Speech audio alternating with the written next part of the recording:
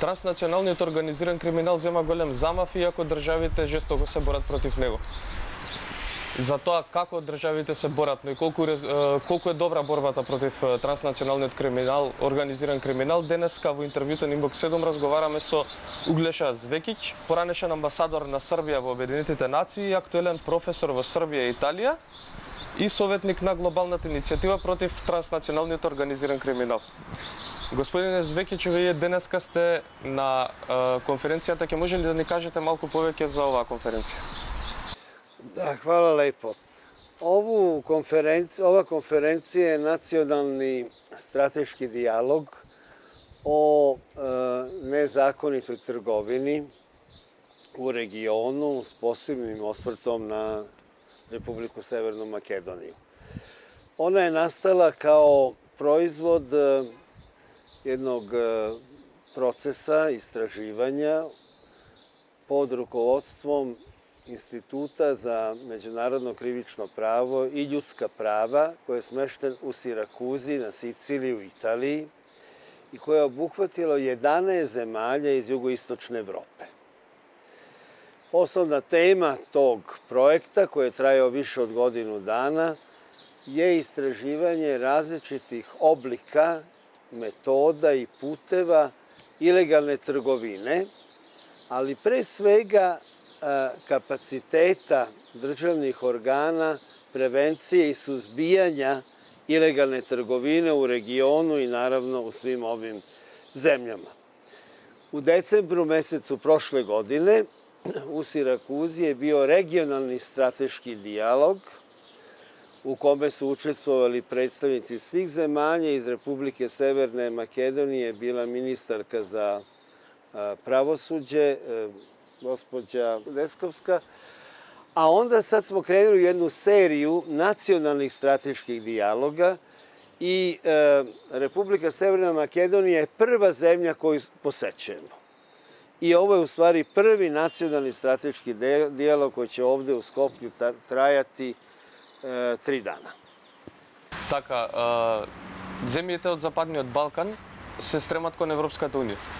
Колку се тие подготвени за да почнат преговори, ако се земе предвид дека една од најбитните работи за Унијата е борбата против организираниот криминал?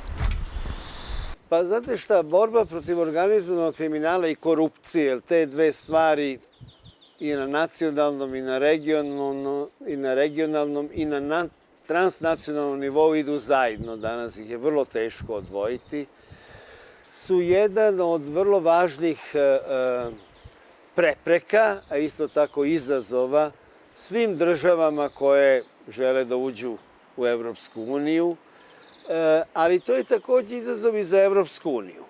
Ovo naše istraživanje koje ovde predstavljamo je vrlo jasno pokazalo da ilegalna trgovina, organizovani kriminal i korupcija ne počinju na Balkanu, niti se završavaju na Balkanu.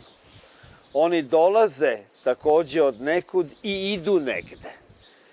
Dolaze iz država koje su oko nas, prolaze kroz celu našu teritoriju i mi imamo naš veliki doprinos u organizovanom kriminalu i korupciji na regionalnom i na nacionalnom nivou i onda ih mi dalje guramo prema Evropskoj uniji, jer krajnje odredište mnogih oblika ilegalne trgovine je Evropska unija. Prema tome, ne radi se samo o tome da su zemlje ovog regiona zainteresovane da postanu članice Evropske unije.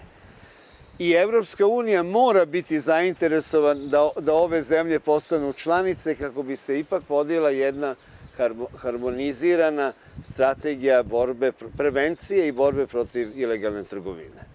Што најмногу влијае за појава на организираниот криминал и корупцијата? Naš region je tradicionalno bio tranzitni region za određene oblike ilegalne trgovine. Pre svega mislim tu na drogu, na heroin. Međutim, u međuvremenu sa globalizacijom, sa većom komercijalizacijom, stvorile su se i neke druge forme ilegalne trgovine. koje ovuda prolaze.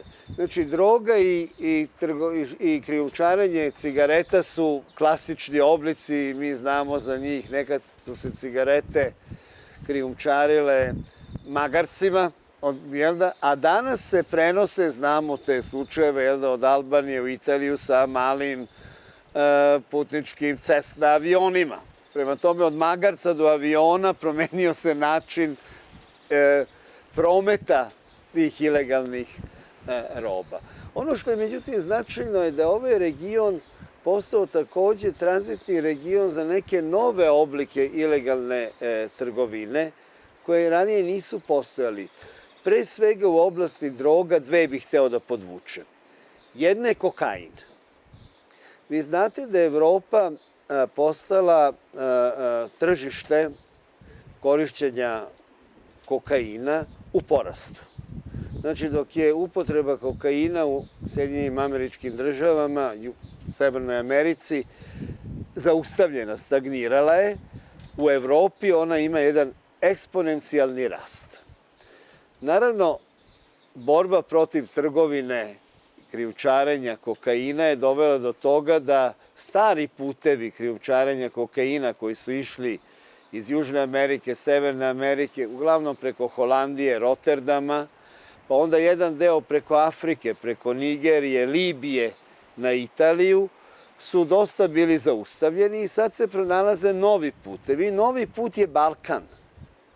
I mi, zahvaljujući Balkanu uopšte, pošto ima celu Jadransku obalu, tu je znači i Grčka, tu je Turska, tu je Kipar, tu je Crna Gora, Albanija, Hrvatska. Znači, došlo je do jedne velike povezanosti kartela iz Južne Amerike sa regionalnim grupama organizovanog kriminala. Albanija, Kosovo, Makedonija, Crna Gora, Srbija, Bosna i Hercegovina, svi su oni tu dosta umešani. To je znači jedan oblik koji je porastao. Porasla je i upotreba kokaina u našem regionu, naravno ne u tolikim razmerama kao u Evropskoj uniji. Znači, glavna stvar je u tome što kokain ulazi u Balkan i ide u Evropsku uniju. To je zapravo treći put kokaina na globalnom nivou. Druga interesantan oblik su sintetičke droge.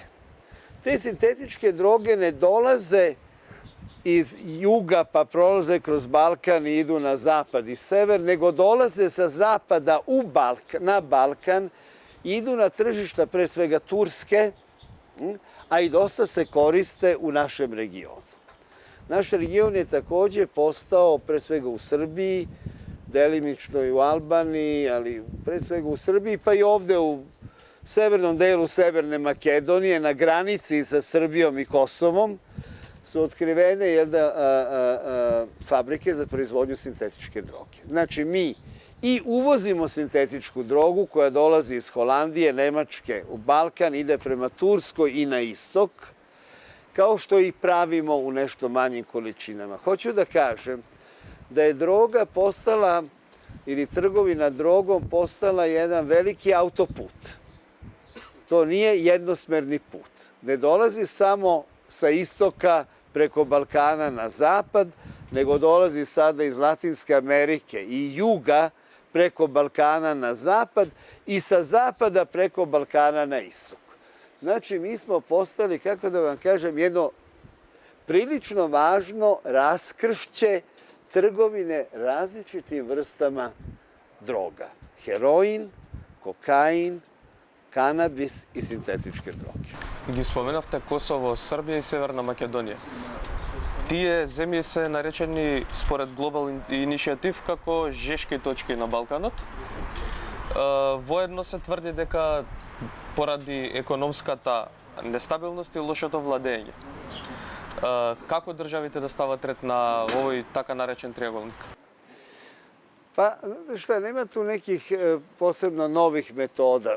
Radi se o tome da ono što se do sada uglavnom radilo, to je da se ulagalo mnogo u reformu policije, tužilaštva, sudstva i to je imalo određene rezultate. To ne treba nikako da se negira. Međutim, kapacitet države da se bori protiv ilegalne trgovine je vrlo skroman. I ne može se očekivati da to samo policija, tužilaštvo i sudstvo rešava. Zašto? Zato ilegalna trgovina ima ekonomsku podlogu. Ona ne dolazi tu tako što se nekome to dopada, nego zato što postoje velike mogućnosti za nelegalnu trgovinu. Prema tome, pošto smo mi primetili da veliki broj tih žarišta, vi ste pomenuli, tačno postoji na toj praktično na granici između ove tri teritorije, lokalni organi vlasti, državne administracije zapravo su neefikasni, nemaju kapacitete da pružaju dobre usluge građanima, velika stopa nezaposlenosti, veliki odlazak mladih ljudi iz tih krajeva ili u veće gradove, još češće u inostranstvo, mi to znamo. Prema tome, jedino ulaganje u infrastrukturu ekonomsku i političku, administrativnu. To je vrlo važno podvući. Država mora da ulaže u sopstvenu administraciju ukoliko želi da podigne kapacitete svojih usluga građanima i ukoliko želi da kontroliše tokove ilegalnog kapitala, koji je naravno povezan sa ilegalnom trgovinom raznih vrsta.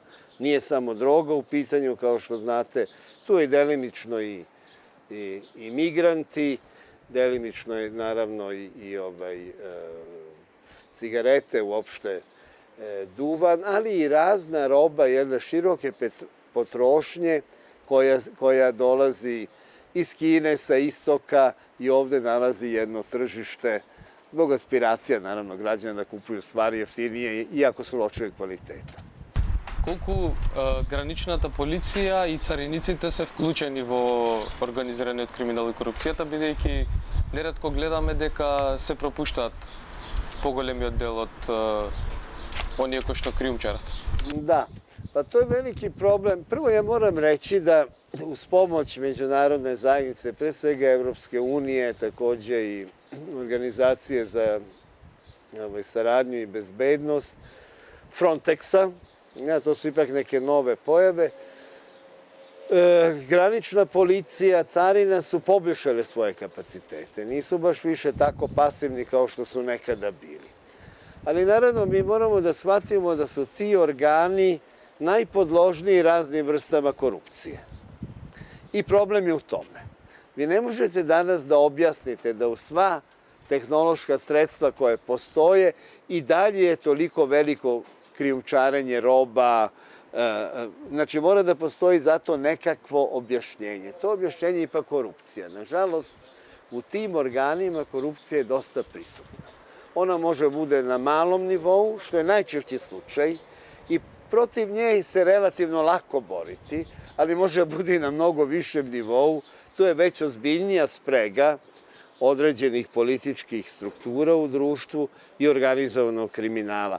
Znači, ne treba tu prst upirati samo na graničnu policiju i na carinu. Oni su deo jedne čitave strukture, jednog čitavog sistema.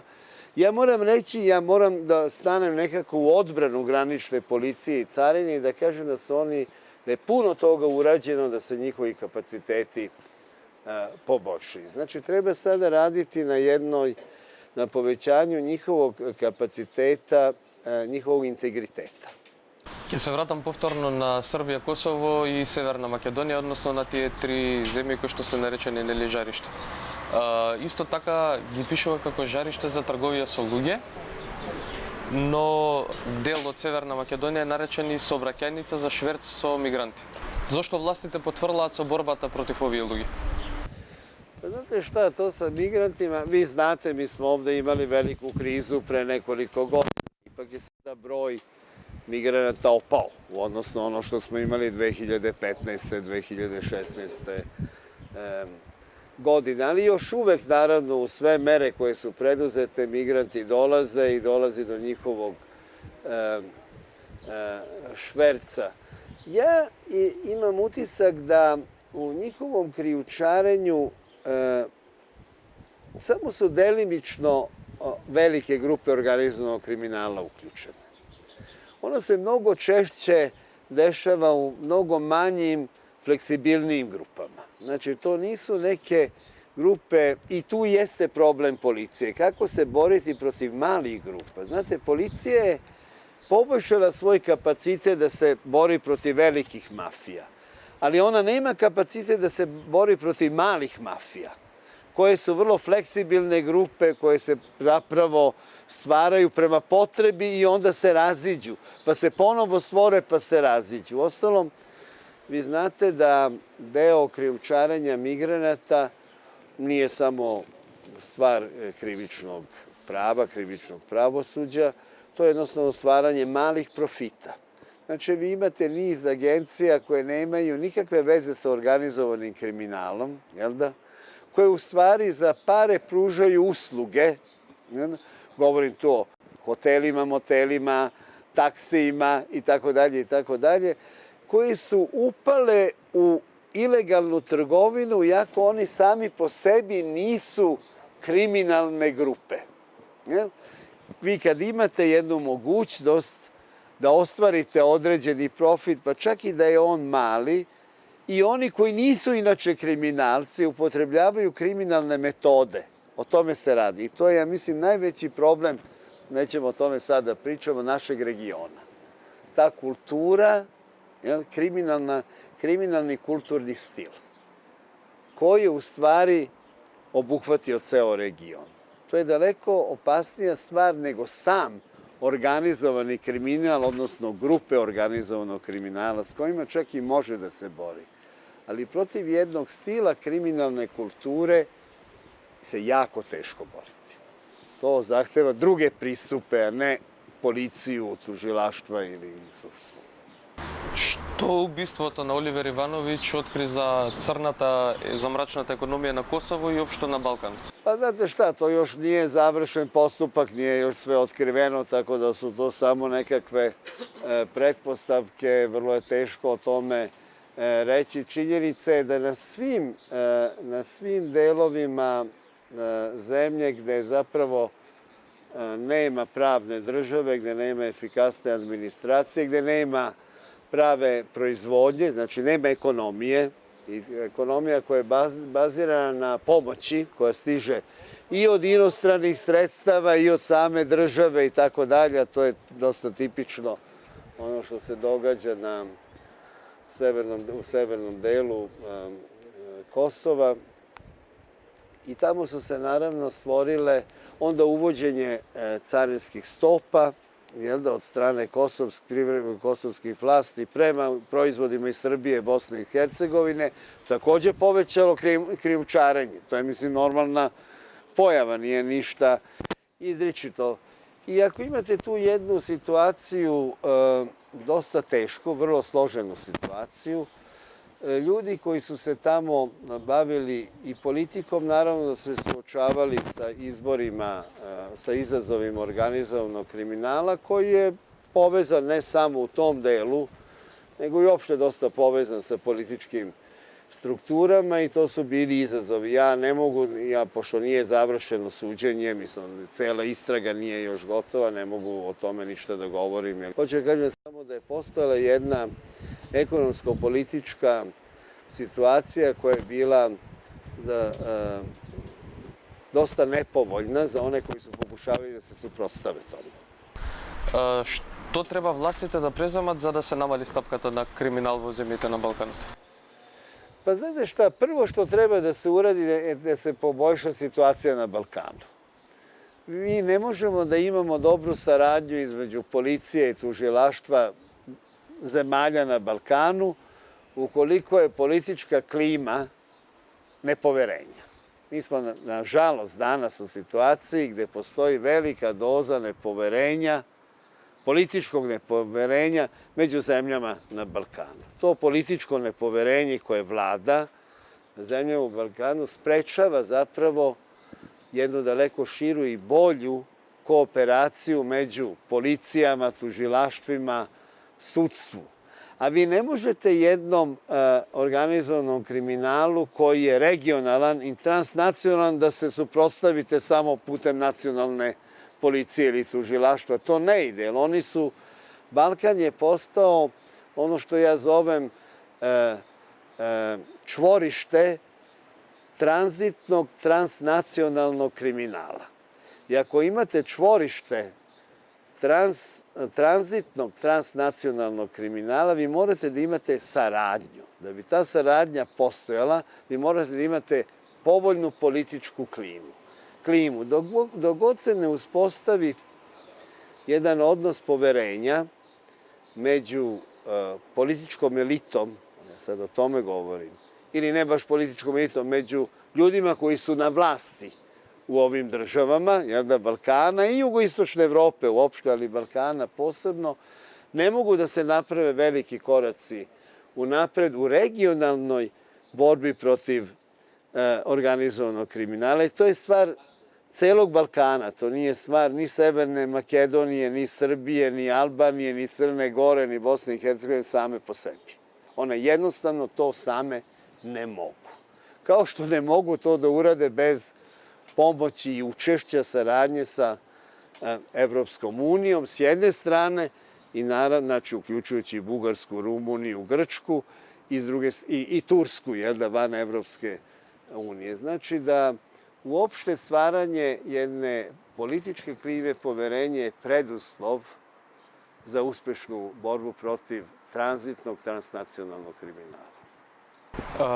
Некако традиционално во земјите на Балканот, политичарите, односно власта, граѓанските здруженија и новинарите не соработуваат, иако треба да соработуваат во овој дел, за разлика од организираните криминални групи кои што соработуваат безпрекорно. Pa dobro, nije baš besprekorno. Znate, to je vrlo lepa šlagfort da se kaže da organizovani kriminal jako lepo sarađuje među sobom. Та меѓутоа е успешно. Pa oni sarađuju kad je potrebno, ali se međusobno i ubijaju. Ne treba to zaboraviti. Vidite koliko smo imali ubistava u Crnoj Gori, u Srbiji, u poslednje vreme razračunavanja raznih grupa organizovanog kriminala. Znači, ta njihova saradnja je takođe zavisi od oportuniteta. Ali dok se vode borbe za kontrolu tržišta, tu su i veliki obračuni među grupama organizovanog kriminala. Tako da nije, hoću da kažem, to je malo mit da oni fantastično sarađuju. Sarađuju kad je potrebno, ali ne baš tako dobro kako mi pričamo o tome. Mislim da je daleko veći problem nepostojanje podrške i pre svega slobode za sredstva javnog informisanja, uključujući tu i istraživačke novinare, koji su dosta ugroženi u svim zemljama Zapadnog Balkana. Novinari su ovde izloženi proganjanjima, neki su nažalost i ubijani. Oni pre svega nemaju slobodu delovanja, nemaju slobodu da dođu do pravih podataka, to je jedan mukotrpan posao. Istraživačko novinarstvo kod nas nema dugu tradiciju. Ono je relativno skoro nastalo, ali nema podršku da se razvija kako treba da se razvije. Znači, umesto da država pomaže istraživačkom novinarstvu, pošto su oni na istom zadatku borbe protiv određenih negativnih pojava, ja imam utisak da naše određene političke strukture onemogućavaju zapravo razvoj jednog slobodnog istraživačkog novinarstva, ali ne samo istraživačkog, uopšte slobodnih medija. Mi znamo da je nezavisnost medija u našem regionu na vrlo niskom nivou. To je fantastična mera demokratije. Ukoliko nemate nezavisne medije, vrlo teško je govoriti o nekom visokom stepenu demokratije i to je od čega naše sve države ovde jako puno pate, jer to nemaju. I slična je situacija sa nevladinim organizacijama, pre svega one koje se bore protiv korupcije i organizovanog kriminala ili za ljudska prava, takođe nemaju podršku. takođe su prilično ostavljene sebi, snalaze se na razne načine, moraju da traže finansijsku pomoć iz inostranstva, posle to ima svoja tumačenja i nikako da stanu kao i istraživačko novinarstvo, kako da kažem, na sopstvene noge. Da postanu jedan faktor kao i medija. Oni treba da postanu faktor izgradnje poverenja u regionu. Jer oni međusobno sarađuju. Ali dok god su marginalizovani u sopstvenim sredinama, teško je da mogu da prave velike iskorake na regionalnom planu. Prema tome, ja mislim da je jedan od prioriteta kulturne demokratizacije i političke demokratizacije država ovde davanje nezavisnosti i sloboda medijima, istraživačkom novinarstvu i nevladinim organizacijama. I njihova saradnja sa državnim organima, a ne jedna paradigma u kome su oni zapravo suprotstavljeni državnim organima. To ničemu ne vodi, to samo ojačava prostor za organizovani kriminal da deluje. Eto, to. Се смета, нели, некои истражувачки новинари од Балканот пишуваат дека некои земји властите соработуваат со организираните криминални групи. Дали може би тоа е една од причината за оваа слика која што ја кажавте сега конкретно? Pa ja nisam toliko s tim upoznat, tako da ne mogu da komentarišem to. Ne znam jednostavno. Ne mogu to da vam kažem, da li je to tako ili nije tako. Ne znam. Добро, господин Звекич, ви благодарам на одвоеното време. Hvala vama. Го следевте интервјуто со господинот Углеша Звекич, амбасадор на Европското здружение за јавно право. Ви благодарам на вниманието.